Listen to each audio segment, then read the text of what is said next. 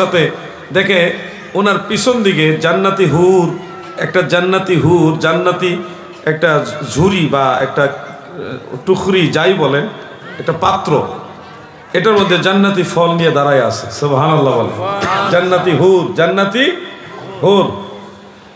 আমাকে বাংলাদেশের সবচেয়ে বড় ট্রেন স্টেশন হলো কমলাপুর। সেই কমলাপুরে আমি কোনো একদিন ট্রেনে যাচ্ছিলাম, আমাদের দেশে হরতাল দেখা দিয়েছিল ধর্মঘট, যার কারণে ট্রেনে যাওয়ার জন্য এখানে গেছি। ট্রেনের ড্রাইভার আমাকে দেখে চিনে নাইমা বলতেছে, আপনার জিহাদি শামদুল না? জি। সালাম কালাম বুক মিলাইয়া কোলাকুলি করলো, করার পরে বলতেছে আমার একটা প্রশ্ন আছে। কি প্রশ্ন? যে আদম নবীর ছেলে শীষ নবীর স্ত্রী ছিল জান্নাতের হুর, এই হুরের নাম কি? আমি বললাম আপনি ট্রেন চালানোর সময় তাই চিন্তা করেন বুঝি, হ্যাঁ? কার বউয়ের নাম কি এটা আপনার জানার দরকারটাই, হ্যাঁ? আপনার গ্রামের আপনার আত্মীয় স্বজনের সবার স্ত্রীর নামও তো আপনি জানেন না, জানেন কোন না? আদম নবী, সেই আদম নবী, দুনিয়ার প্রথম নবী, প্রথম মানুষ দুনিয়ার, উনার ছেলে নবী শীষ, উনার স্ত্রী, উনার নাম আপনার জানার দরকারটা কি? কি দরকার কর না জিহাদি সাহেব, আপনি কত মানুষের প্রশ্ন উত্তর দেন, আমি এটা জানতে চাই আর কি। তো আলহামদুলিল্লাহ আমার জানা ছিল, কিন্তু এইগুলা তো জরুরি জিনিস না। ওনার নাম হল হজরতে উজায়রা রাদিয়াল্লাহু তাআলা আনহা। নাম কি? উজায়রা। তো ইনি, আমি প্রশ্নটা বলে দিয়েছি ওনাকে। তো আমি আপনাদের যেটা বলতে চাচ্ছি যে জান্নাতি হুর, উনি তো মাটির তৈরি না, ওনার তো মা বাপও নাই, ওনার আল্লাহ বানাইছে নূর দিয়া। কি দিয়ে বানাইছেন? নূর দিয়ে বানাইছেন। শীষ পয়গম্বরের স্ত্রী হলেন নূরের তৈরি হুর, নূরের তৈরি হুর, বলেন নূরের তৈরি হুর। যারা প্রশ্ন করেন নূরের তৈরি হইলে বিয়ে শাদী, সন্তান জন্ম দেওয়া, খাওয়া দাওয়া, হাজাতুল ইনসান এগুলো সম্ভব না, আপনি এখানে দেখেন আদম নবীর পরে শীষ নবী, তিনার স্ত্রী নূরের তৈরি হুর, তিনি কিন্তু সন্তান জন্ম দিয়েছেন, হাজাতুল ইনসানও হয়েছে, স্বামীর সাথে সংসার করেছে, ওনার বংশধর কিন্তু আমরা এখানে যারা আছি হয়তো এখানে প্রায় সবাই শীষ নবীর বংশধর। কার মাধ্যমে আমরা দুনিয়াতে আসছি? জান্নাতি হুর, যিনি নূরের তৈরি। তাহলে নূরের তৈরি হইলে যদি খাওয়া দাওয়া, হাজাতুল ইনসান, সন্তান জন্ম দেওয়া অসম্ভব হয়, আপনারা আইলেন কেমনে দুনিয়াতে? কথা বুঝতে পারছেন না আপনারা? শীষ নবীর আওলাদই তো আমরা বেশিরভাগ লোক। অন্য অনেক আওলাদ যারা ছিল তাদের পরবর্তী কমকে বিভিন্ন কারণে আল্লাহ ধ্বংস করে দিছে, বিভিন্ন কারণে। তো বেশিরভাগ মানুষ কিন্তু আমরা শীষ নবীর বংশধর। এই শীষ নবীর বংশধর হলো আমার দয়াল নবী ইসমাইল নবী, ইব্রাহিম নবী, ইনারা হলো শীষ নবীর বংশধর। তো সেই শীষ নবীর পরবর্তীতে আপনারা যেমনে নূরের তৈরি উজায়রা আলাইহাস সালাম, তিনার মাধ্যমে যেভাবে আপনারা দুনিয়াতে আসা সম্ভব, ওইভাবে মদিনাওয়ালা নূরের তৈরি হয়েও বাশারিয়াতের মাধ্যমে বিবাহ শাদী করা, সন্তান জন্ম দেওয়া সম্ভব। আলহামদুলিল্লাহ বলে। কথাটা কি বুঝতে পারছেন কিছুটা? এবার আমি আরেকটা দলিল বলি, সে দলিলটা আপনারা কোরআন শরীফে পাবেন। দুইজন ফেরেশতার নাম আছে কোরআন শরীফের মধ্যে, একজনের নাম হারুত, আরেকজনের নাম মারুত। হারুত এবং মারুতের নাম কোরআন শরীফে আছে। হারুত এবং মারুতের তাফসীর যদি আপনি যে কোনো বিখ্যাত তাফসীরগুলি খোলেন, ইবনে কাসিরের মধ্যে পাবেন, আল বেদায়া ওয়ান নিহায়ার মধ্যে পাবেন, মুসনাদ বাজ্জারের মধ্যে আমি পেয়েছি, জামিউল মাসানিদ ওয়াস সুনানের মধ্যে হাফিজ ইবনে কাসির উল্লেখ করেছেন। আমার আল্লাহ ফেরেশতাদেরকে বলেছিলেন, হে ফেরেশতারা, ইন্নী আ'লামু মা লা তা'লামুন, নিশ্চয়ই আমি যা জানি তোমরা তা জানো না। মানুষের সৃষ্টির ব্যাপারে তারা একটু ভিন্নভাবে বলেছিল, এই জন্য আমার আল্লাহ বলছে আমি যা জানি তোমরা তা জানো না। এই জন্য ফেরেশতাদের বোঝানোর উদ্দেশ্যে আল্লাহ তাআলা বললেন, তোমাদের মধ্যে দুইজন ফেরেশতাকে বাছাই করো। এটা সহিহ হাদিস, সনদের রিজাল যারা আছে সবাই সেকা। দুইজন ফেরেশতাকে বাছাই করো যাদেরকে আমি দুনিয়াতে পাঠাবো। তখন হারুত এবং মারুতকে বাছাই করা হলো। হারুত এবং মারুতকে আল্লাহ তাআলা বাশারিয়ত দান করলেন, মানবীয় গুণ দান করলেন, কিন্তু তৈরি হলো নূরের। তৈরি কিসের? নূরের তৈরি। আল্লাহ তাআলা তাদেরকে বাশারিয়ত দান করলেন, মানবীয় গুণ দান করে দুনিয়াতে পাঠাইলেন তিনটা শর্ত দিয়ে। আপনার কি মনোযোগ আছে? 13 মিনিট। হারুত এবং মারুতকে তিনটা শর্ত আমার আল্লাহ দিয়েছিলেন। এক নম্বর শর্ত হলো লা তুশরিক বিল্লাহি শাইআ, আল্লাহর সাথে কোনো কিছুকে শিরিক করবা না। 2 নম্বর শর্ত হলো কোনো হারাম খাদ্য খাইবা না। 3 নম্বর শর্ত হলো রক্তপাত ঘটাবে না, মানে মারামারি করবা না, মানুষ মার্ডার করবা না। 3টা শর্ত দিয়ে আমার আল্লাহ হারুত এবং মারুত নূরের তৈরি এই 2 ফেরেশতাকে আমার আল্লাহ তাআলা দুনিয়াতে পাঠালেন। আবার অপরদিকে সুন্দরী রূপসী তন্নি এক নারী, এক সুন্দরী মেয়ে, তাদেরকে দুনিয়াতে আল্লাহ তাআলা পাঠালেন। কিন্তু আল্লাহর কি মহিমা বুঝা বড় দায়। আমার আল্লাহ অশেষ দয়া, তিনি এমন মহাজ্ঞানী, সমস্ত জ্ঞানের মালিক তিনি। এই সুন্দরী নারীর নাম হলো জোহরা। নাম কি? এখানে কোনো জোহরা নামে মহিলা থাকলে আপনি না, এটা আরেকজন। ওই জোহরা সুন্দরী হারুত মারুতের পিছনে লাগছে। এখন হারুত মারুত দুইজনই জোহরা সুন্দরীকে দেখে পছন্দ করে ফেলছে এবং বিবাহ করার জন্য প্রস্তাব দিতেছে যে আমি তোমাকে বিয়ে করতে চাই। সুন্দরী নারীর জোহরা, সে তো রাজি, হ্যাঁ আমি রাজি, তবে আমার একটা শর্ত, তোমরা তো একত্ববাদ আল্লাহ তাআলাকে বিশ্বাস করো, আল্লাহকে বিশ্বাস হয়, সে আমি আল্লাহ মানি না, সৃষ্টিকর্তা মানি না, তুমি আমার সাথে একমত কিনা, মানে আল্লাহকে অস্বীকার করবা কিনা। হারুত কয় না এটা সম্ভব না, মারুত কয় না এটা সম্ভব না। জোহরা সুন্দরীকে তাইলে বিবাহ বসাও সম্ভব না। এমন কিছু বেজুইতা মহিলা আছে না আপনাদের মধ্যে? না, নাস্তিকদের মধ্যে আছে, যারা আখেরাত বিশ্বাস করে না, শয়তান শয়তান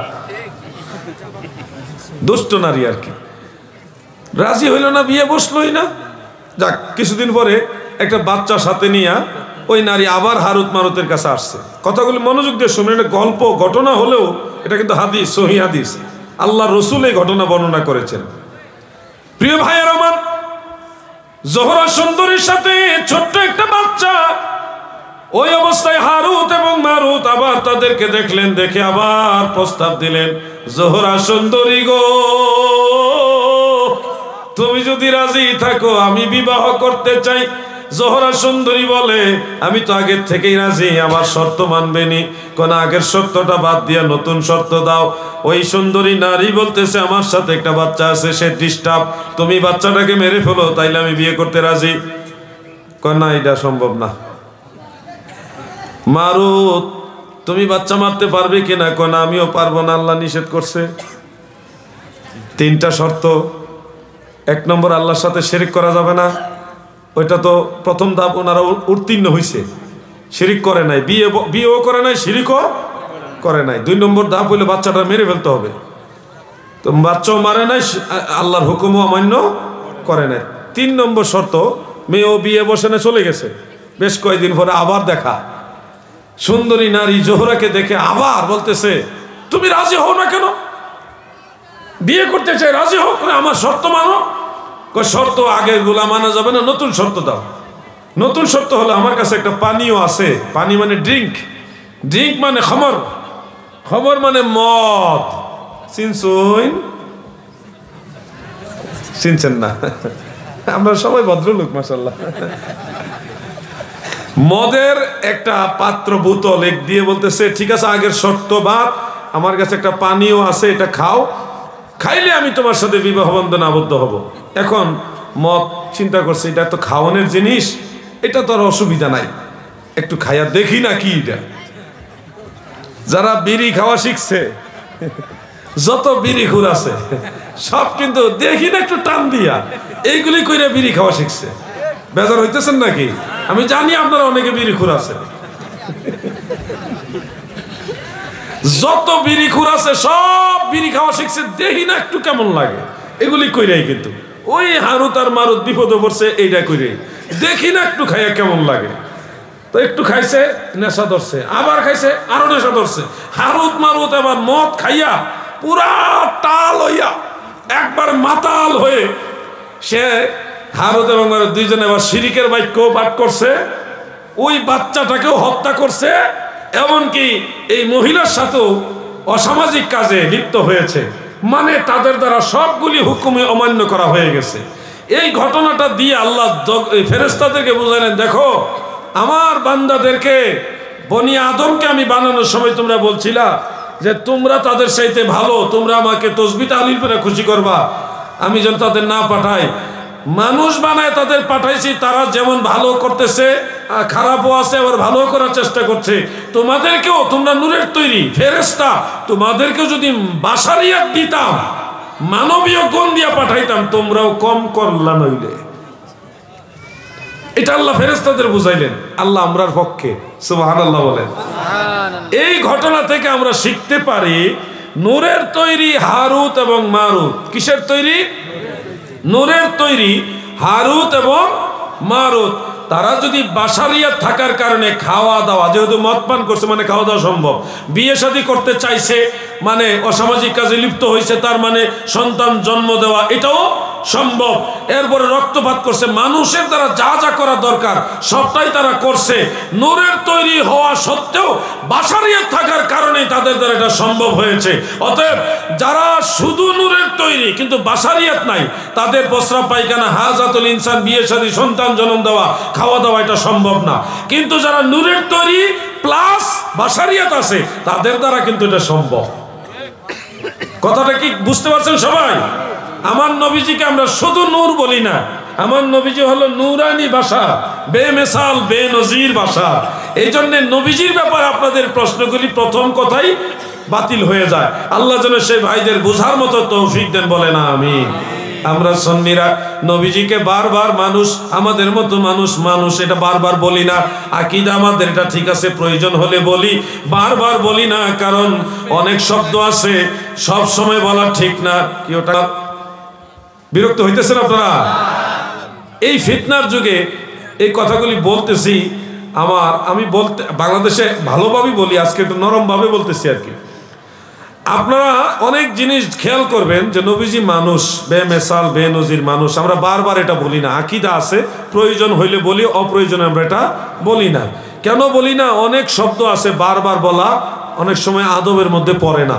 যেমন ধরেন আজকে মাহফিল শেষ করে যদি বাড়িতে যান, বাড়িতে গিয়ে যদি মা ঘরে আসে, মাকে ডাক দিলেন, মা, ও মা দরজা খুলেন, আমি আসছি, তো মা তাড়াতাড়ি করে দরজা খুলে দিবে।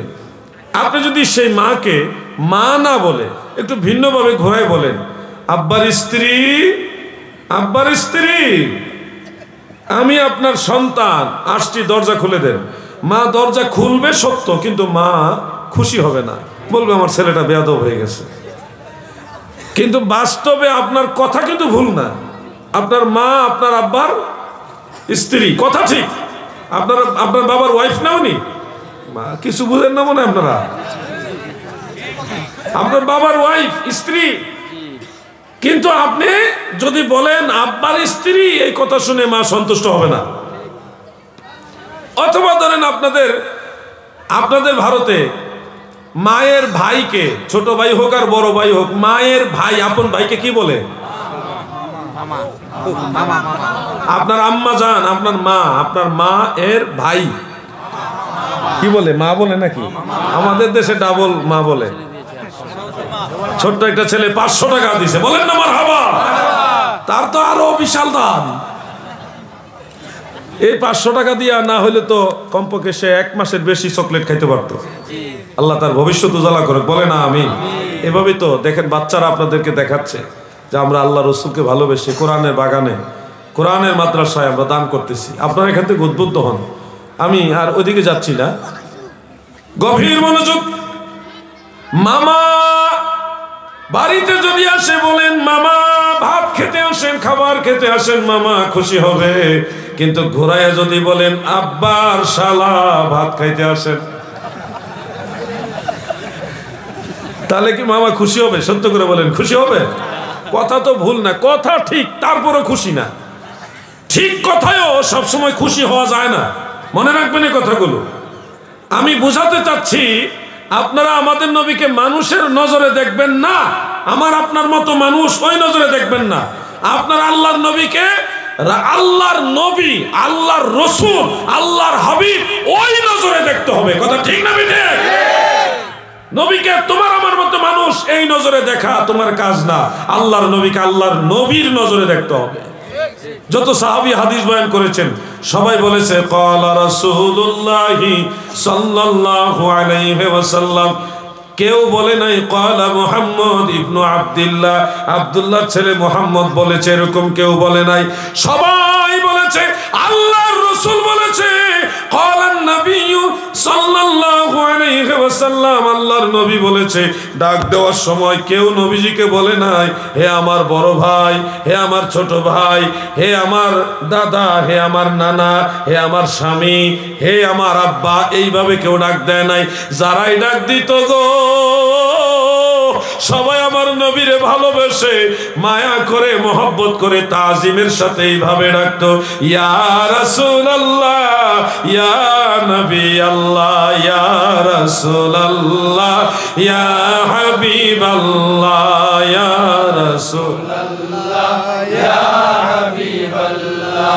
আমার মৌতের নিদান কালে থাকিয়া নবীজি আমার শিয়রে, আমার মৌতের নিদান কালে থাকিয়া নবীজি আমার শিয়রে, দেখিব আপনাকে নয়ন ভরে, দেখিব আপনাকে নয়ন ভরে, ইয়া রাসূলুল্লাহ, ইয়া হাবিবাল্লাহ, ইয়া রাসূলুল্লাহ, ইয়া হাবিবাল্লাহ। মুনকার নাকির আসিয়া সওয়াল করবে বসায়া, মুনকার নাকির আসিয়া সওয়াল করবে বসায়া, দিও গো নবী পর্দা উঠায়া, দেখিব আপনাকে নয়ন ভরিয়া, দেখিব আপনাকে নয়ন ভরিয়া, ইয়া রাসূলুল্লাহ, ইয়া হাবিবাল্লাহ, ইয়া রাসূলুল্লাহ, ইয়া হাবিবাল্লাহ। একজন ভাই 100 টাকা দিয়েছেন, আরো দেখলাম কিছু টাকা মাদ্রাসায় দান করেছেন। আল্লাহ যেন তাদের দান কবুল করেন, বলেন আমিন। একটা কথা বলা দরকার, কারণ চতুর্দিকে ফিতনা, ফিতনা একেবারে শেষ করে দিল আমাদের দেশটারে। এখন নামাজ নিয়েও ফিতনা, আজান নিয়ে ফিতনা, ওয়াক্ত নিয়ে ফিতনা, রোজা নিয়ে ফিতনা, ইফতার নিয়ে ফিতনা, ওযু গোসল নিয়েও ফিতনা। কোথায় যাবেন আপনি? মুনাজাত তো নাই, নফল নামাজও পড়তে চায় না। এটা কত টাকা এখানে? 200 টাকা। হ্যাঁ 200 টাকা দিয়েছেন উনি, মাশাআল্লাহ বলেন। আল্লাহ ওনার দান কবুল করুক, আমিন। এমন এক ফিতনার যুগে এসে আমরা পড়ে গেছি, আমরা যে ঈমান আমল ঠিক করে কবরে যাব, এটা একটা কঠিন বড় জেহাদ হয়ে গেছে আমাদের জন্য। নামাজের দাঁড়াইছেন ভালো কথা, এখানে হাত বাঁধবে না ওইখানে হাত বাঁধবে, এটা নিয়ে যুদ্ধ লেগে গেছে। ভাইয়ের নাম কি? মহসিন আলী ভাই, তিনি 500 টাকা দিলেন, বলি মারহাবা। আল্লাহ তিনার দান কবুল করুক, আমিন। তো এই যে হাত বাঁধা নিয়ে আমি একটু কথা বলতে চাই, বলবো যুবক ভাইরা, বলবো? এই ছেলেরা, এই বাড়িতে কি বউ জায়গা নাকি? এটা বিয়ে তো করছো না, বাইর যাইতেছ দৌড়াইয়া। মাদ্রাসায় ফুলা ভাই, বসেন বসেন। খালি দৌড় মারো বাড়ির দিকে, বাড়ি কি লয়ে জায়গা নেই, এটা লয়ে আইবা লগে। বিয়ে শাদী করে থাকলে ম্যাডাম রে নিয়ে আসবা, ওই পাশে বসাই দিবা, তুমি এদিকে বইবা, তাহলে টেনশন থাকবো না। আর বাড়িতে রাইখাইলে কতক্ষণ পরে পরে মিস কল মারবো, হ্যালো। নাম কি?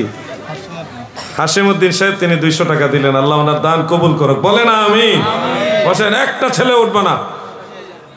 আমি এই মাসআলাটা বলা দরকার বিদায় বলছি। আমরা নামাজে হাত বাঁধি, যারা হানাফি মুসলমান, আমরা নাভির নিচে হাত বাঁধি, পুরুষ লোক, তাই না?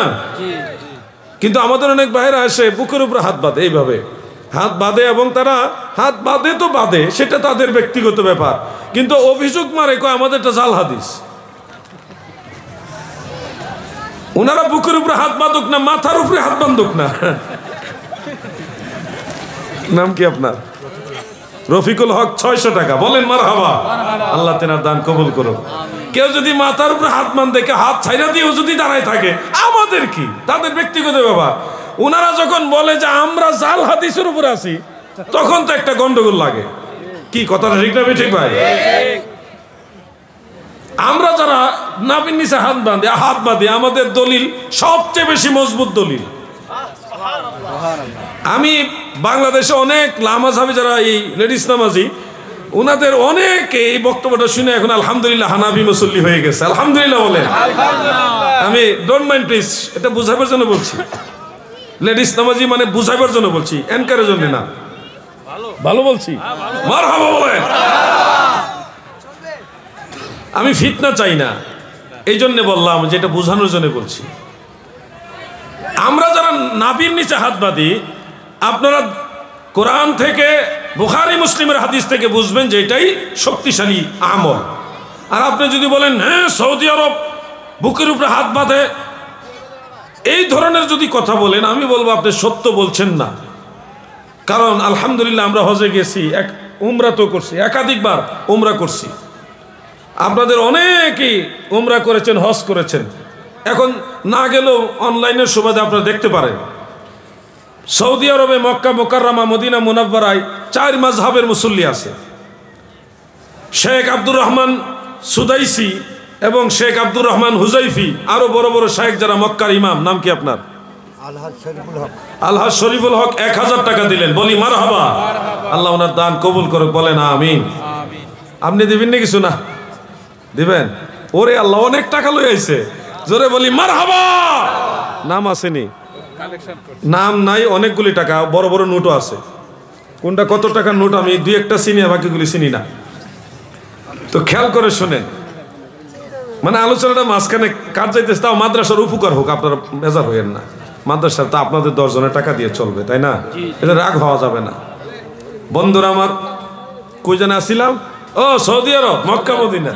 শেখ আব্দুর রহমান হুজাইফি, শেখ আব্দুর রহমান সুদাইসি সব বড় বড় যারা কাবার ইমাম, মসজিদে নববীর ইমাম, ওনারা কিন্তু হাত বাঁধে বুকের নিচে, নাভির উপরে, এবং অনেক সময় নাভির নিচে হাত বাঁধে। আপনারা অনলাইনে দেখতে পারেন এগুলি। বুকের উপরে এইভাবে কাবার কোনো ইমাম হাত বাঁধে না, এইভাবে কেউ হাত বাঁধে না। ওনারা হাত বাঁধে হলো বুকের নিচে, নাভির উপরে। আপনারা অনলাইনে চেক করেন, প্রয়োজনে চেক করে দেখেন। আমি নিজের চোখে দেখে আসছি, আপনারা অনেকে হয়তো দেখে আসছেন। কেন ওনারা এখানে হাত বাঁধে? ওনারা হাম্বলি মাযহাব অনুসরণ করে। কোন মাযহাব? কাবা করে ইমামরা কিন্তু লামাযহাবি না। কাবা করে ইমামরা কিন্তু গায়রে মুকাল্লিদ নয়, তারা মাযহাবি। বলবেন দলিল কি? আপনি গুগলে ঢুকেন, গুগল কি আমি বানাইছি? আপনারা নিজেরা যার যার মোবাইলে গুগলে ঢুকে লেখেন শেখ আব্দুর রহমান সুদাইসি, আরবিতে লেখেন, বাংলাতে লেখেন, ইংলিশে লেখেন, হিন্দিতে লেখেন, যে কোনো ভাষায় লিখতে পারেন। লেখলে ওনাদের ডিটেলস, পরিচিতি চলে আসবে। দেখবেন ওনার নামের সাথে ওনার মাযহাবের পরিচিতি আছে, উনি হাম্বালি। আপনি ট্রাই করে দেখেন, আমার কথাটা আপনার নগদে দেখেন। আব্দুর রহমান হুজাইফি, উনার পরিচিতি ডিটেলস আছে, উনার আরো 1 লাইন আগায় আছে, উনি আহলে সুন্নাত ওয়াল জামাত। ট্রাই করেন, এখনই দেখেন, এখনই দেখেন। আপনারা যারা সৌদি আরবের দোহাই দিয়ে বলতেছেন সৌদি আরব মাযহাব নাই, এরা হলো টাটকা মিথ্যাবাদী। মিথ্যা কথা বলেন কেন? এখন তো লুকাইবার কোনো সুযোগ নাই, অনলাইনের যুগ, এটা অনলাইনের যুগ, কোনো কিছু গোপন করার সুযোগ নাই। আগে আমি মাহফিলে যেতাম কিতাব লইয়া যাইতাম মাহফিলে। এখন কিতাব নেই না, একটা মোবাইল আর একটা ল্যাপটপ নিয়ে যাই। ওখানে তো আমার একটা ল্যাপটপে আমার 22,654টা কিতাব আছে, এগুলো লইয়া যায়। আর আল্লাহর রহমতে এই পর্যন্ত 2-1টা জায়গা ছাড়া সরাসরি কোনো বাতেল আমার সাথে বসতে নাম শুনলে আসে না। এটা আল্লাহর একটা দয়া, আমার কোনো কিছু না। তো এটা আলহামদুলিল্লাহ, সুম্মা আলহামদুলিল্লাহ। তো আমি আপনাদের বলছি যে সত্যটা জানতে হবে। আমি হানাফি এমনে না, কিতাবুল আন্দাজ দিয়ে হানাফি না, আমি বুঝেছি না হানাফি।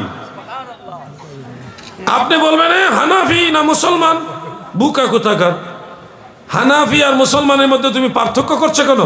আমি যদি প্রশ্ন করি আপনাকে, আপনি কি বাঙালি না কি হিন্দুস্তানি? বাঙালি না হিন্দুস্তানি? আপনারা পশ্চিমবঙ্গ তো আমরা বাঙালি সব, অনেকে বিহারি। এখন প্রশ্ন দিকে আপনি কি হিন্দুস্তানি না বিহারি, কোনটা বলেন না? কোনটা আপনারা? হিন্দুস্তানি হইলে তাহলে কি বিহারি না? তাই বিহারি হওয়া সত্ত্বেও আমি হিন্দুস্তানি, হিন্দুস্তানি হওয়া সত্ত্বেও আমি বিহারি, বাস।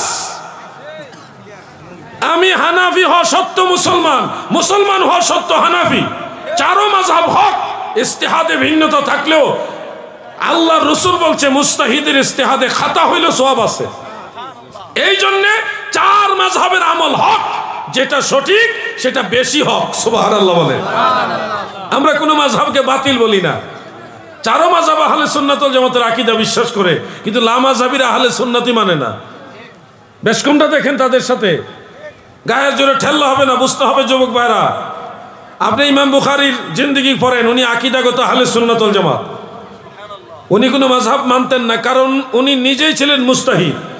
একজন ব্যক্তি যদি নিজেই ডাক্তার হয়, সে চাইলে আরেকজন ডাক্তারের কাছে ওষুধের জন্য যাইতেও পারে, নাও যাইতে পারে, তার ইচ্ছা, কারণ সে নিজেই ডাক্তার। ইমাম বুখারী নিজেই মুজতাহিদ, মাযহাবের ইমামরা যেমন মুজতাহিদ, ইমাম বুখারী নিজে একজন মুজতাহিদ। এই জন্য ওনার জন্য মাযহাব অনুসরণ করা জরুরি না। আমরা তো আর মুজতাহিদ না। আপনারা তো সবাই 4-5 লাখ করে হাদিস মুখস্থ জানেন না সবাই? 30 পারা কোরআন মুখস্থ, অনুবাদ, তাফসীর, নাসেখ, মানসুখ, আরো যত আছে 30 পারা কোরআন সব তাফসীর সহকারে জানেন না সবাই? কোন জানি কোন 30 পারা কোরআন মা তাফসীর, তাফসীর সহকারে জানতে হবে, নাসেখ মানসুখ সহকারে। আর কমপক্ষে 1 লক্ষ হাদিসের সনদ, সহিহ, গায়রে সহিহ, আসমা ও রিজাল, উলুমুল হাদিস সহকারে জানতে হবে। তাহলে আপনি বলতে পারেন আমি কোনো ইমাম মানবো না, আমি ডাইরেক্ট সরাসরি আমি কোরআন এবং হাদিস মানবো। কারণ আপনি তখন নিজে নিজেই কোরআন থেকে মাসালা বের করতে পারবেন, ওই যোগ্যতা আপনার হয়ে যাবে। দাও ছোট ভাইরা, আরে বাবারি বাবা, বড় নোট আছে দি, মাশাআল্লাহ। 500 টাকা। তোমার নাম কি? জি স্যার, দিছে 500 টাকার নোট, বলেন মারহাবা। নাও, আল্লাহ তোমার ভবিষ্যৎ উজালা করে দোয়া করে দিলাম, আল্লাহ তোমার ভবিষ্যতে ভালো ভালো উত্তম রিজিকের ব্যবস্থা করো, আমিন। এই জন্য বলছি, যারা মাযহাবের বিরুদ্ধে কথা বলেন, আপনারা আরেকটু চিন্তা করেন, তাড়াহুড়া করবেন না। পৃথিবীর সব, আপনি বলবেন হ্যাঁ আমি বুখারী শরীফ মানি, কোনো মাযহাব মানি না, আপনি মোটেও বুখারী শরীফ বুঝেন না। কেন বুঝেন না বললাম? বুখারী শরীফে যত হাদিস বর্ণনাকারী আছে, মেজরিটি হইলে মাযহাব মানে। বুখারী শরীফ মানেন তো, কিন্তু মাযহাব মানেন না। তো বুখারী শরীফে যত হাদিস আছে, হাদিসের বর্ণনাকারী তো আছে। ইমাম বুখারী একজনের কাছ থেকে শুনছে, উনি আরেকজনের কাছ থেকে শুনছে, এরকম লোক আছে না? যারা এই হাদিসগুলি, বুখারী শরীফের এই হাদিসগুলি যারা বর্ণনা করেছেন, তারাই তো মাযহাব মানে। তাহলে আপনি বুখারী শরীফ মানলেন কেমনে? এই ধরনের মানা মানলে হবে না যে বিচার মানি তাল গাছ আমার। অযথা উম্মতের মধ্যে ফিতনা তৈরি করবেন না। 4 মাযহাবের সব ইমামরা একে অপরের প্রতি শ্রদ্ধাশীল ছিলেন। সিহাসিত্তার 6 ইমাম সবাই মাযহাবের পক্ষের লোক ছিলেন, আকীদাগত আহলে সুন্নাত ওয়াল জামাত ছিলেন। কিন্তু আপনাদেরকে আরো একটু বিবেচনা করা প্রয়োজন। হুট করে একটা ফতোয়া দিয়ে উম্মতের মধ্যে ডিভাইডেশন করবেন না। আমরা নাবির নিচে হাত বাঁধি কেন? এটার জন্য কোরআন শরীফের একটা আয়াতই যথেষ্ট আমাদের জন্য। একটা আয়াত, সূরা বাকারা 238 নম্বর আয়াত, সূরা বাকারা 238 নম্বর আয়াত। যারা পারেন আমার সাথে পড়েন, বিসমিল্লাহির রাহমানির রাহিম। হাফিজু আলাস সালাওয়াতি ওয়াস সালাতিল উসতা ওয়া কুমু লিল্লাহি কানিতিন। আমার আল্লাহ বলেন, তোমরা নামাজের প্রতি যত্নবান হও, বিশেষ করে মধ্যবর্তী নামাজ। ওয়া কুমু লিল্লাহি কানিতিন, তোমরা আল্লাহর প্রতি বিনয়ের সাথে দাঁড়াও, নম্রতার সাথে দাঁড়াও। নামাজের কথা বলার সাথে সাথে নম্রতা, বিনয়ের সাথে দাঁড়ানোর নির্দেশনা আমার আল্লাহ দিলেন। এবার আমাকে 2 জন যুবক ভাই সহযোগিতা করেন। যে কোনো 2 জন যুবক ভাই একটু সামনে আসেন, আপনাদের দিয়ে আমি প্র্যাকটিক্যাল একটা জিনিস দেখাতে চাই।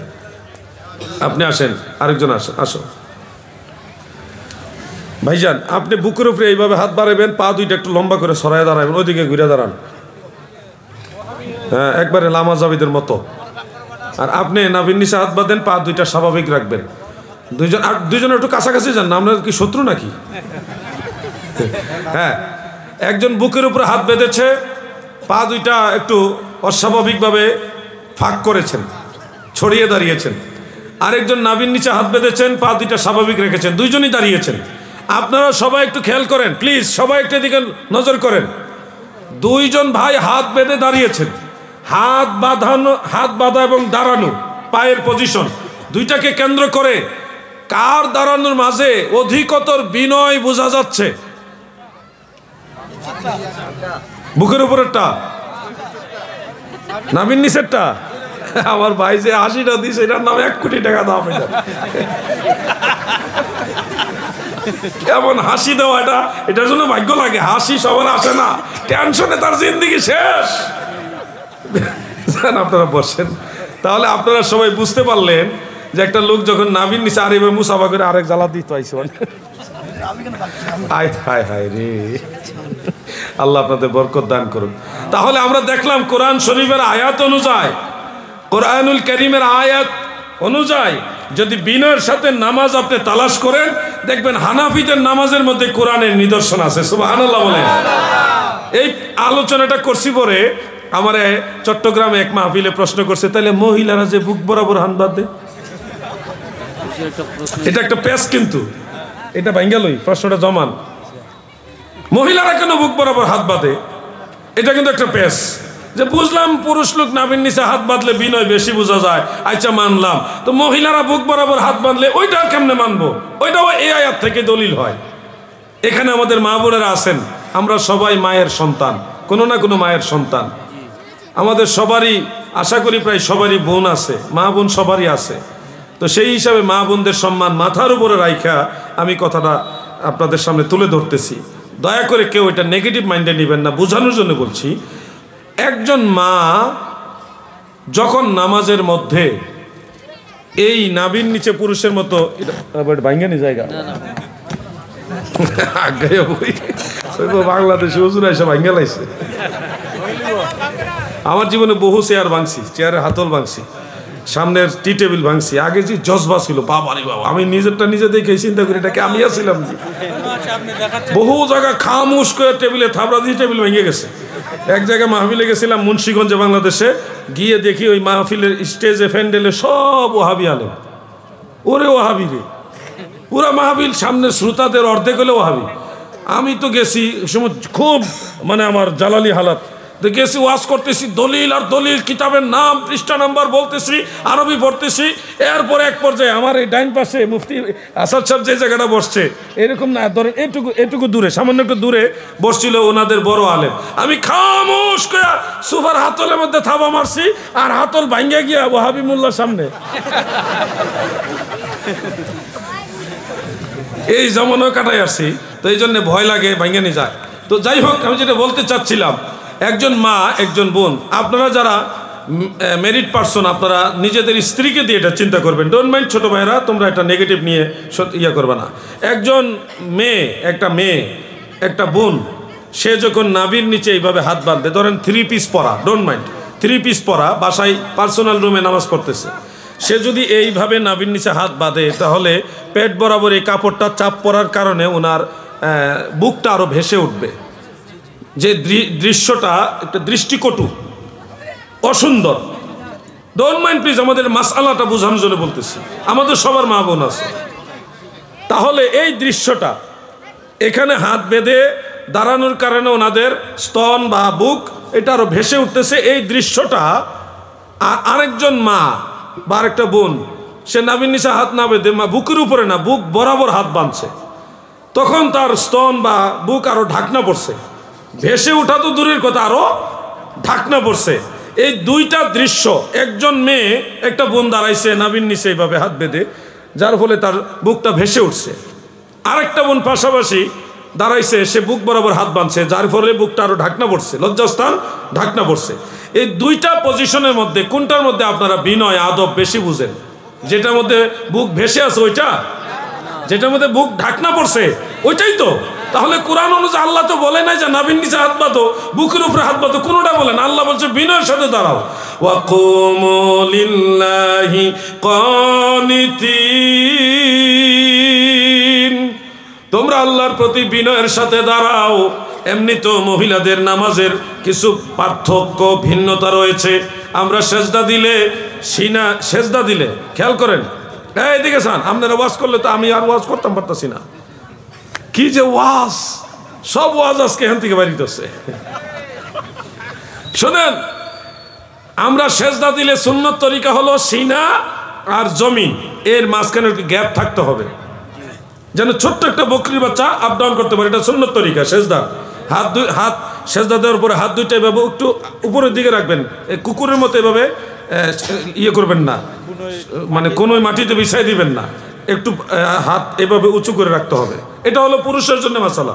কিন্তু মহিলাদের মাসালা বলছে আল্লাহ রসুল এবং সাহাবাই কেরাম বলে গেছেন যে আন্নাহু সুইলা আনিস সালাতিল মারআত ক্বালা তাজতামিউ ওয়া তাহতাফিজু। সহিহ হাদিস, এটা মুসান্নাফ ইবনে আবি শাইবা আর মুজামুল কাবির লিত্তাবানি অনেক কিতাবে হাদিসটা সহিহ হাদিস, অনেক সনদে আছে হাদিসটা। মহিলাদের নামাজ সম্পর্কে যখন প্রশ্ন করা হয়েছে আল্লাহ রসুল এবং সাহাবীদেরকে, তিনি আল্লাহ রসুল এবং সাহাবারা বলেছেন তাদের নামাজ হবে জড়সড় হয়ে এবং একটা অঙ্গ আরেকটা অঙ্গের সাথে লাগিয়ে। তার মানে আমরা যেভাবে সেজদা দিই এইভাবে মহিলাদের সেজদা না, তারা জড়সড় হয়ে সেজদা দিবে। এই হাতগুলি বিছায়ে দিবে শরীরের সাথে, হাত এবং বুক এবং এই উরু এবং মাটি সবটাই একবারে জড়সড় হয়ে যাবে, জড়সড় হয়ে যাবে। তার দুইটার মধ্যে পার্থক্য কি, বেশকমটা কি? বেশকমটা হইল পুরুষ যেভাবে সেজদা দেয় এইভাবে যদি একটা মেয়ে একটা বোন সেজদা দেয়, আপনার স্ত্রী যদি সেজদা দেয়, আপনি দেখবেন ওনার লজ্জাস্থানটা স্তনটা ঝুলে থাকবে, দৃশ্যটা খুবই অসুন্দর দেখা যাবে। এটার তুলনায় একটা মেয়ে একটা বোন যদি সেজদা দেয়, আপনার ওয়াইফ সেজদা দিল, জড়সড় হয়ে দিল, দুইটা হাত বুক এবং উরু মাটি সবটাই জড়সড় হয়ে দিল, তখন তার আর লজ্জাস্থান ভেসে উঠবে না। এটা তার জন্য অধিকতর পর্দার অনুকূলে।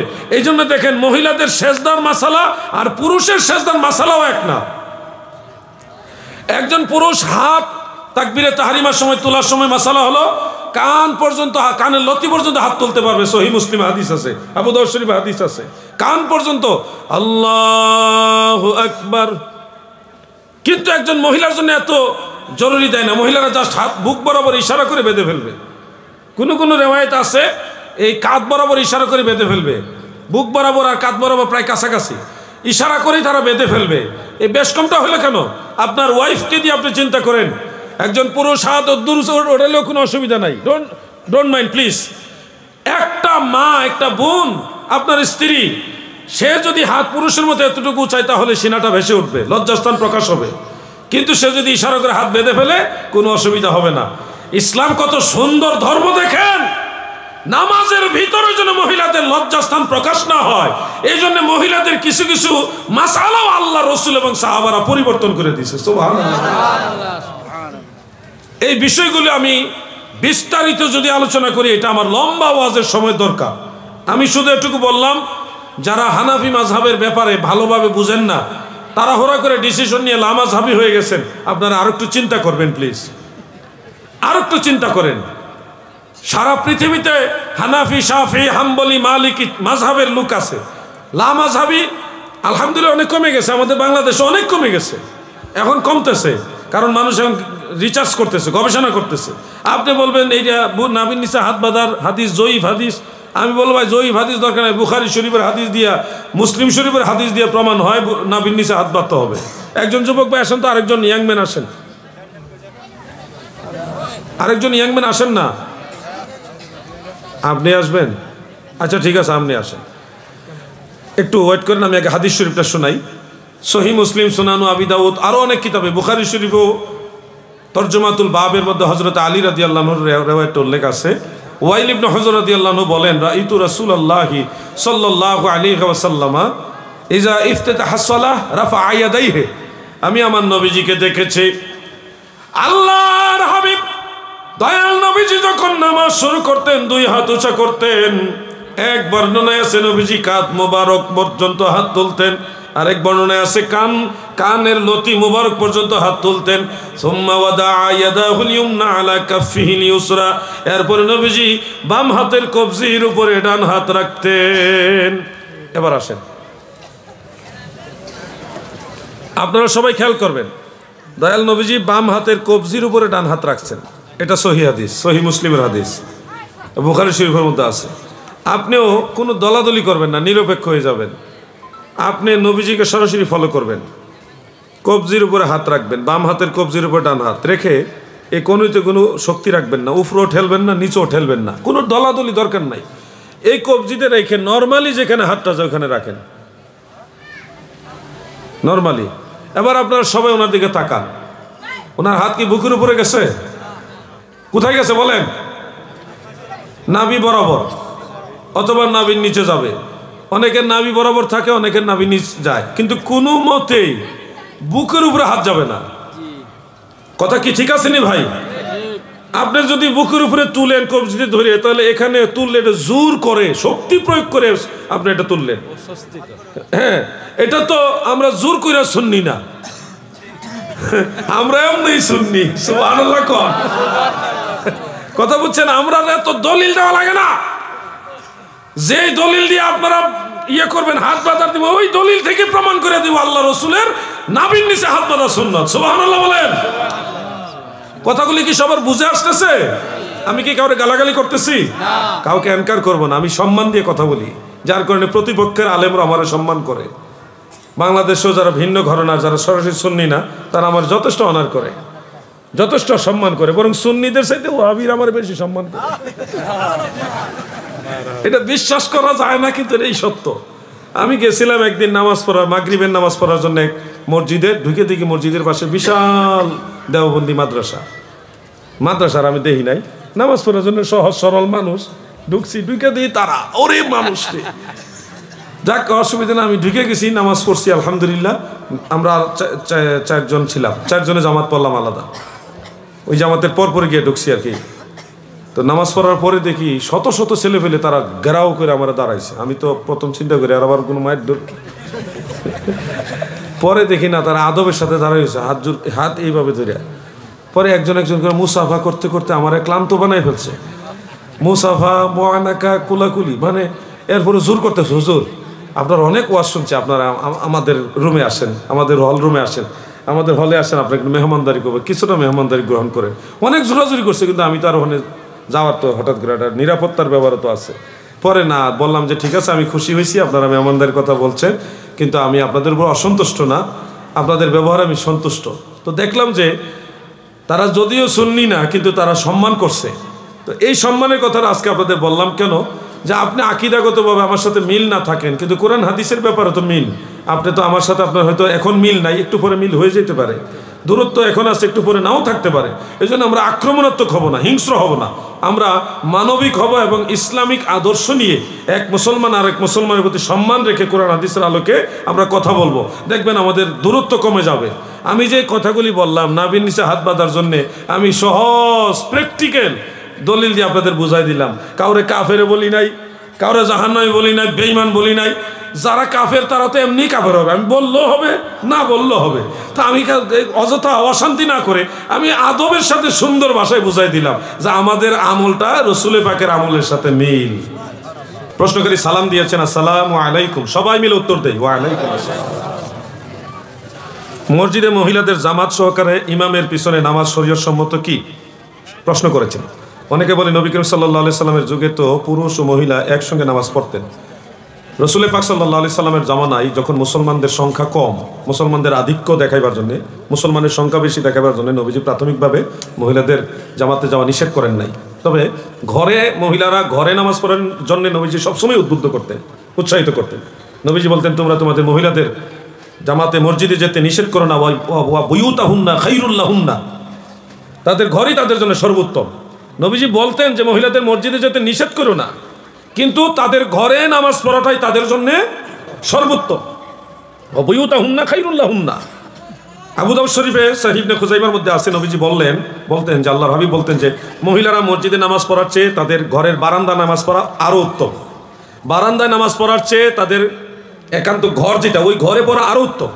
ওই ঘরের চেয়ে তাদের যে পার্সোনাল রুম, ওইখানে নামাজ পড়া আরও উত্তম। সুবহানাল্লাহ বলেন। তাহলে আপনারা কি বুঝলেন? আল্লাহ রসুল মহিলাদের মসজিদে নামাজটা উৎসাহ দিছে না ঘরের নামাজ উৎসাহ দিছে? দেখেন, ওই সময় মুসলমানদের সংখ্যা বেশি দেখাইবার জন্যে রসুল পাক সাল্লাল্লাহু আলাইহি সাল্লাম মসজিদে মহিলাদের নামাজকে অ্যালাউ করলেও ঘরে নামাজটাকে নবীজি উদ্বুদ্ধ করে গেছেন, উৎসাহিত করে গেছেন। হযরত ওমর ফারুক রাদিয়াল্লাহু আনহুর জামানায় সকল সাহাবাই কারামের ঐকমত্যে ইজমায়ে সাহাবার মাধ্যমে মহিলাদের জামাতের উদ্দেশ্যে বের হওয়াটা নিষিদ্ধ হয়ে গেছে। আপনারা জানেন, সাহাবাই কারামের ইজমা হলো হাদিসে মুতাওয়াতিরের সমতুল্য হুকুম রাখে। সাহাবাই কারামের ইজমা মানে হাদিসে মুতাওয়াতিরের সমতুল্য হুকুম রাখে। এটা উসুলে বাজদাবি যে কিতাবটা আছে ওটার মধ্যে পাবেন। এই জন্য সাহাবাই কেরাম যেই ব্যাপারে ফায়সালা করে দিয়েছেন আপনি সেটা মানেন না, আপনি কি আলাদা মুসলমান নাকি? যারা সাহাবাই কেরামের ইসলাম মানে না তাদের ইসলাম আমাদের দরকার নাই। এই জন্যে মা বোনেরা জামাতের উদ্দেশ্য করে মসজিদে যাওয়াটা প্রয়োজন নেই। কারণ জামিউস সাগীরের মধ্যে আরেকটা হাদিস আছে, নবীজি বলেছেন মহিলারা মসজিদে নামাজ পড়া যেই সওয়াব, ঘরে নামাজ পড়লে এর চেয়ে 25 গুণ বেশি সওয়াব। আর পুরুষের জন্য মসজিদে জামাতে নামাজ পড়লে 25 গুণ বা 27 গুণ বেশি সওয়াব। দেখেন উল্টা, পুরুষের ওইখানে মসজিদে বেশি আর মহিলাদের ঘরে নামাজে সব বেশি। কত বেশ কম করে দিয়েছে। এই ফায়সালাগুলি তো আল্লাহ রসুলের ফায়সালা। আল্লাহ এবং আল্লাহ রসুল যেইভাবে খুশি আমার মা বোনেরা ওইভাবে খুশি থাকবেন। আপনারা যদি অধিক প্রেম দেখাইতে গিয়ে আল্লাহ রসুলের আদেশের বিপরীত দিকে যান তাহলে হাসরের ময়দানে আপনারা কষ্ট করে নামাজ পড়ার পরেও দেখবেন আল্লাহ এবং আল্লাহ রসুল আপনাদের উপর সন্তুষ্ট না। একজন মহিলা সহিহ ইবনে খুজাইমার মধ্যে আছে, একজন মহিলা গিয়ে আল্লাহ রসুলের দরবারে বলতেছি, ইয়া রাসূলুল্লাহ, আমি আপনাকে ভালোবাসি, এই জন্য আপনার সাথে নামাজ পড়াটাই বেশি পছন্দ করি। এটা তো স্বাভাবিক। নবীজি বললেন, আমি জানি তুমি আমাকে ভালোবাসো, কিন্তু তোমার ঘরের নামাজই আমার কাছে বেশি পছন্দনীয়। আর ঘরের নামাজের চেয়ে তোমার একান্ত প্রকোষ্ঠে পার্সোনাল রুমে নামাজ পড়া আরো বেশি আল্লাহর কাছে পছন্দনীয়। সুবহানাল্লাহ। এই জন্য বলবো মা বোনেরা, আপনারা মসজিদে নামাজ পড়লে বেশি সওয়াব হবে ওই নিয়তে যদি আপনারা মসজিদে নামাজকে প্রাধান্য দিয়ে থাকেন, তাহলে আমি এই দলিলগুলির মাধ্যমে হাদিসগুলির মাধ্যমে আপনাদের বলবো, একটু শেষ করি কথাটা, ওয়েট করেন। তাহলে মা বোনদেরকে বলবো যে আপনারা সাহাবাই কারামের ইজমা এবং রাসূল পাকের কর্তৃক ঘরে নামাজ পড়ার উৎসাহ, এই দুইটা বিষয়কে সমন্বয় করে আপনারা ঘরে নামাজ পড়বেন। মদিনা মুনাওয়ারায় মসজিদে নববীতে, মসজিদুল হারাম বাইতুল্লাহ শরীফে, সেখানে মহিলা পুরুষ সবাই একসাথে নামাজ পড়ে। এটার মাসালাটা কি? এই মাসালাটা আমি বলি, এরপর আপনাকে আমি সময় দিব। এখানে মাসালাটা হলো, মসজিদে হারামে যারা থাকে, যে সকল মহিলারা থাকে, প্রায় সবাই থাকে হয় হজের কাজে না হয় উমরার কাজে। তারা কিন্তু বেশিরভাগ মহিলাই থাকে হজে বা উমরার কাজে, তাওয়াফ করতে গেছেন, হয়তো তাওয়াফ করে সারছেন বা তাওয়াফ করবেন। ওই সময় তিনাদের নামাজের সময় হয়ে গেলে তিনারা, মহিলাদের আলাদা জায়গা আছে মসজিদে হারামের মধ্যে আছে নামাজের, মহিলাদের আলাদা জায়গা। মসজিদ নববীতে মহিলাদের আলাদা এরিয়া নামাজের, ওই নামাজের ওয়াক্ত হয়ে যায় বিদায় সেখানে জামাতে শরিক হয়। এই জন্য ফুকাহে আহনাফের মাসআলা হলো, কোথাও যদি নামাজের জামাত শুরু হয়ে যায়, সেখানে যদি মহিলারা পিছন দিকে কাতার করে নামাজে শরিক হয়ে যায়, তাহলে ওইখানে তাদের নামাজটা আদায় হয়ে যাবে, এই নামাজটার ফিরায় পড়া লাগবে না। এটা হলো উপস্থিত, জামাত শুরু হয়ে গেছে, নামাজে শরিক হয়ে গেল, নামাজ আদায় হয়ে গেছে। কিন্তু তারা তো নামাজের উদ্দেশ্য করে ওখানে যায় না, তারা গেছে হজের উদ্দেশ্যে, তাওয়াফের উদ্দেশ্যে। উদ্দেশ্য কিন্তু নামাজ না, উদ্দেশ্য হলো তাওয়াফ। এরপরেও অন্যান্য মাযহাবের ফকির আবার অন্য মাসালাও দিয়েছেন, কিন্তু হানাফি মাযহাবের এই মাসালাটা হলো সাহাবাই কেরামের ইজমার অনুকূলে। এই জন্য আমরা সাহাবাই কেরাম যেইভাবে ইসলাম মেনেছে, ঐকমত্য পোষণ করে যেভাবে ইসলাম গ্রহণ করেছে, আমরা ওইভাবেই নিব। এটা আমার অনুরোধ, এর বাইরে যাবেন না। আল্লাহ এবং আল্লাহ রসুলকে রাজি খুশি করার জন্যই তো আপনারা কষ্ট করে নামাজ পড়েন। এই জন্য আপনারা ওইভাবে নিজেরা ঘরে নামাজ পড়াটা আল্লাহ আপনাদের পছন্দ করে। আল্লাহ আপনাদের বোঝার মতো তৌফিক দেন, আমিন। ভাই কে জানা বলছিলেন? সরাসরি প্রশ্ন দিলে তো আরো অনেকে আসবে, তো আপনাকে একমাত্র সুযোগ দিলাম, আর কাউকে না। আমি একটা মুর্শিদাবাদ শেখ শনিবারে আপনার লাইভে দেখেছি জলসায়, সেখানে আপনি বলেছেন যে মেয়েরা মাঝে মধ্যে আল্লাহর ওলি জিয়ারত করতে। এই প্রশ্নগুলি এড়াইয়া যান। কিন্তু সেখানে আমি দেখছি আবার মুফতি আহমদ রেজা সামদানি। আমি বুঝতে পারছি এই বিষয়টা, আমি বুঝছি। আমি এই বিষয়টা নিয়ে আলোচনা করলে আবার নতুন করে একটা ফিতনা দেখা দিবে, আমি এটা চাচ্ছি না। আর একটা হচ্ছে যে রোজা রাখা অবস্থায় যদি কোনো ব্যক্তি অসুস্থ হয়, সে ওষুধ খেতে পারবে কিনা, এবং রোজা অবস্থায় রক্তদান শিবিরে রক্তদান করতে পারবে কিনা। ওষুধটা কি জাতীয় ওষুধ? জ্বরের জন্য হতে পারে। আচ্ছা, ধন্যবাদ, বসেন আপনি। আমি দ্বিতীয় প্রশ্নটা নিলাম, প্রথম প্রশ্নটা আমার প্রয়োজন নেই এখানে। আপনারা মাসলাকে আলা হজরতুল লোক ইমামে আহলে সুন্নাত আলা হজরত আজিমুল বারাকাত ইমাম আহমদ রেজা খান ফাজিল বেরলভী রাদিয়াল্লাহু আনহু ওয়া নাওয়ারাল্লাহু মারকাদা, তিনার ফিকাহকে ফলো করেন, তিনার মাসালাকে ফলো করেন, সেটা আমিও সম্মান করি, শ্রদ্ধা করি। আলা হজরতের আমি একজন অন্ধপ্রেমিক, সেই সুবাদে আমি বলবো আলা হজরতের মাসালা আপনারা মানতে থাকেন, বাস। আমরা বাংলাদেশে যারা হানাফি ফিকার আরেকটা মাসালা আছে ওইটা মানি, সেটা আমাদের ব্যাপার। এটা নিয়ে এখানে নতুন করে আর ফিতনা আমি চাই না, প্লিজ। কারণ মাসলাকে আলা হজরত হানাফি, আমরাও হানাফি, আমাদের মধ্যে ইখতিলাফ থাকতে পারে, কিন্তু আমাদের মধ্যে মানে ইত্তেফাক মাআল ইখতিলাফ, ইত্তেফাক মাআল ইখতিলাফ, এটা নিয়ে আমরা ঝগড়া চাই না। ভাই ভাই আমরাই তো যেটা রোজা অবস্থায় যদি আপনি জ্বরের ওষুধ, যেমন ট্যাবলেট, সেটা সিরাপ হোক, ট্যাবলেট হোক, ক্যাপসুল হোক, এটা যদি খান তাহলে অবশ্যই রোজা ভাঙবে, কারণ এটা খাদ্য, এটা ওষুধ হইলেও খাদ্য। এটা আপনার খাদ্যনালী দিয়ে পাকস্থলী পর্যন্ত যাচ্ছে। আর যদি ইনজেকশন হয়, ইনজেকশন দুই ধরনের আছে। এক ধরনের ইনজেকশন মাংসপেশির মধ্যে সীমাবদ্ধ থাকে, এটা শিরা উপশিরার মাধ্যমে। একটা বাচ্চা 500 টাকা দিচ্ছে, নাম কি বাচ্চা? হ্যাঁ, মিফতাহুল জান্নাহ। ছোট্ট একটা বাচ্চা 500 টাকা মাদ্রাসাতে দান করেছে, সবাই বলি মারহাবা, আল্লাহ তার ভবিষ্যৎ উজালা করুক। ইনজেকশন দুই ধরনের আছে, আমি যতদূর জানি, এর বাইরেও থাকতে পারে, আমি ডাক্তারদের থেকেই জানছি। একটা ইনজেকশন মাংসপেশির মধ্যে সীমাবদ্ধ থাকে, যেটা পাকস্থলী এবং ব্রেইন পর্যন্ত পৌঁছে না, শিরা উপশিরায় যায় না। আরেকটা ইনজেকশন রগের ভিতরে দেয়, শিরার ভিতরে দেয়, ওইটার মাধ্যমে ব্রেইনে এবং পাকস্থলী দুই জায়গায় যাওয়া সম্ভব। যে ইনজেকশনটা পাকস্থলী অথবা ব্রেইনে গিয়ে পৌঁছে, ওই ইনজেকশনে রোজা ভাঙবে। আর যে ইনজেকশন পাকস্থলী কিংবা ব্রেইনে পৌঁছে না, মাংসপেশিতেই সীমাবদ্ধ থাকে, ওইটা দ্বারা রোজা ভাঙবে না। এটাই হলো আধুনিক ফুকাহে কারামের মাসালা। আর ওষুধ, ট্যাবলেট হোক, ক্যাপসুল হোক বা সিরাপ হোক, এটা সম্পূর্ণটাই পাকস্থলীতে যায়, এজন্য রোজা ভাঙবে। আপনাদেরকে পরামর্শ দিচ্ছি, সাহারির সময়, যে সময় আপনার রোজা রাখার জন্য সাহারির খাবার খান, ওই সময় অথবা ইফতারের সময় ওষুধ খাওয়ার অভ্যাসটা করে নেবেন। এটা স্বাভাবিক, আমরা চাইলেই পারি। 3 বেলা ওষুধ খাইতে হয়, সাহারির সময় 1 বেলা, ইফতারের সময় 1 বেলা, আর তারাবি নামাজ শেষ করে অনেকে অল্প একটু খাওয়া দাওয়া করে ওই সময় আরেক বেলা। এইভাবে অভ্যাস করে নিলে ওষুধ খাওয়াটাও স্বাভাবিক হবে, রোজা রাখাটাও সম্ভব হবে।